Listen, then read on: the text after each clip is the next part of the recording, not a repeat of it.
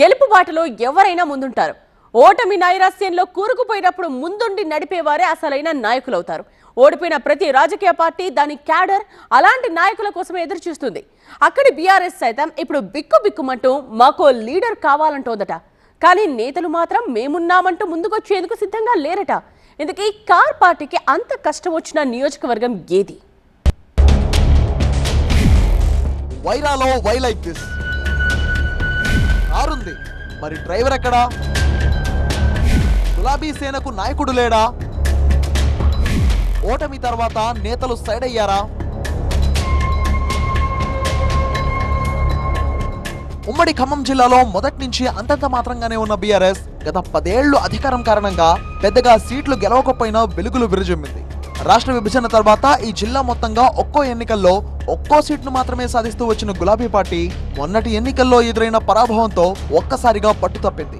ఏదైనా ప్రొడక్ట్ ని Amazon, Flipkart, మీషోలో లిస్టు చేసి లక్షల్లో సంపాదించాలనుకుంటున్నారా? అయితే ఫ్రీడమ్ యాప్ ని డౌన్లోడ్ చేసుకోండి. మరీ ముఖ్యంగా వైరా నియోజకవర్గంలో పరిస్థితి వై లైక్ దిస్ అన్నట్టుగా తయారైంది. 2009లో ఎస్టీ రిజర్వ్డ్ గా ఈ నియోజకవర్గం ఏర్పడితే 4 సార్లు తలపడిన కారు గుర్తుకు విజయం దక్కలేదు. వేరే పార్టీ నుంచి గెలిచిన ఎమ్మెల్యేలను చేర్చుకోవడమే తప్ప సొంతంగా మాత్రం గెలుపు రుచి చూడలేదు.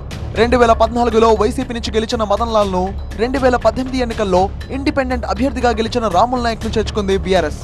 2023 అసెంబ్లీ ఎన్నికల్లో సిట్టింగ్ ఎమ్మెల్యే రాముల్ నాయక్ ను కాదని మాజీ ఎమ్మెల్యే మదన్ లాల్ కు అవకాశం ఇచ్చింది. అయితే కారు పార్టీకి మాత్రం మరోసారి పరాభవమే ఎదురైంది.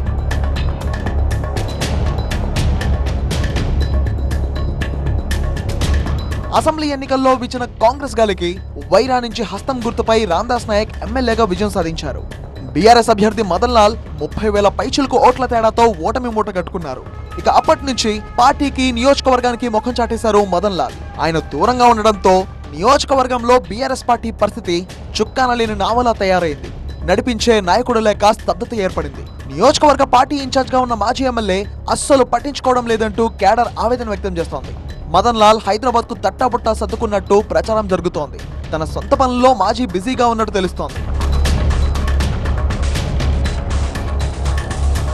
అసలే వైరాలో ఉందా లేదా అన్నట్టుగా కనిపించే బీఆర్ఎస్ ఇప్పుడు నాయకత్వలేమితో మరింత ఢీలా పడింది.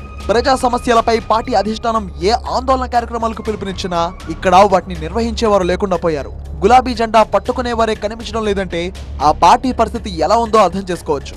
అయితే అధికారం ఉన్నప్పుడు అన్ని తామన్నట్టుగా హడావిడి చేసిన మదన్ లాల్ వంటి నాయకులు ఇప్పుడు ప్రతిపక్షంలోకి రాగానే మొహం చాటేయడం కరెక్ట్ కాదంటున్నారు లోకల్ నేతలు. సిట్టింగ్ ను కాదని టికెట్ ఇస్తే ఇదా మీరు చేసే నిర్వాకం అంటూ మరో లెవెల్లో మదన్ లాల్ ను ఏకిపారేస్తున్నాయట గులాబీ శ్రేణులు. గతంలో బీఆర్ఎస్ అధికారంలో ఉన్నప్పుడు సొంత పార్టీ వారిపై కేసులు పెట్టించి వేధింపులు గురి చేశారు అనే ఆరోపణలు మదన్ లాల్ పై ఉన్నాయి. వర్గాలను ప్రోత్సహించే మదన్ లాల్ కు వద్దన్న పార్టీ పెద్దలు టికెట్ ఇచ్చారని, ఇప్పుడు ఓడిపోగానే కాడి పడేశారని ఆరోపిస్తున్నారు లోకల్ బీఆర్ఎస్ నేతలు. బీఆర్ఎస్ తో ఎంతో లబ్ధి పొందిన మదన్ లాల్ ఇప్పుడు పార్టీ వైపు కన్నెత్తి చూడడం లేదని మండిపడుతున్నారు. నాయకుడు లేడు, దిశా నిర్దేశం చేసేవారు లేరు, దీంతో జరిగే స్థానిక ఎన్నికల్ని ఎదుర్కోవడమేలా అంటూ తలపట్టుకుంటోందట ద్వితీయ శ్రేణి నాయకత్వం. మరి హైకమాండ్ ఏం చేస్తుందో, పార్టీ పరిస్థితిని ఎలా చక్కదిద్దుకుంటుందో చూడాలి.